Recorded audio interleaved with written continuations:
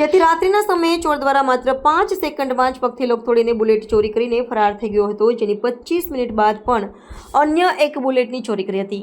આ બંને ઘટનાઓ સીસીટીવીમાં પણ કેદ થઈ જવા પામી છે। આ બુલેટ ચોરો ખુલ્લેઆમ પોલીસને પડકાર ફેંકી રહ્યા છે।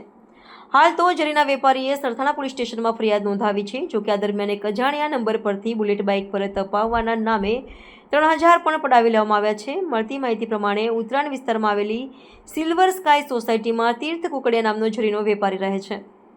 23 જુલાઈએ તીર્થ 1.5 લાખ રૂપિયાનું રોયલ એનફિલ્ડ બુલેટ ખરીદ્યું હતું, જેની 10 દિવસ બાદ સર્વિસ હોવાથી યોગીચક વિસ્તારમાં આવેલ શિવદર્શન સોસાયટીના શોપિંગ પાસે આવેલા શ્રીનાથજી ઓટો ગેરેજમાં મૂક્યું હતું।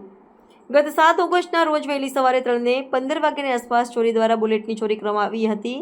તીર્થના બુલેટની ચોરી થયા હોવાની જાણ થતાં અને સીસીટીવીમાં જોયા બાદ સરથાણા પોલીસ સ્ટેશનમાં ફરિયાદ નોંધાવી હતી। જો કે આ રોયલ એનફિલ્ડ બુલેટ ચોરી થયાના બીજા જ દિવસે એક અજાણ્યા નંબરથી તીર્થને જાણ કરી હતી કે તમારું બુલેટ ક્યાં છે તે મને ખબર છે, જો તમારે તમારું બુલેટ બાઇક પર જોઈતું હોય તો મને રૂપિયા આપવા પડશે। જેથી તીર્થે રૂપિયા આપવા પણ તૈયાર થઈ ગયો હતો અને પહેલાં 2500 બાદ વધુ 500 પણ તેણે ઓનલાઈન ટ્રાન્સફર કર્યા છે। જો કે હવે ઈસમ કોઈ જવાબ પણ આપી રહ્યો નથી।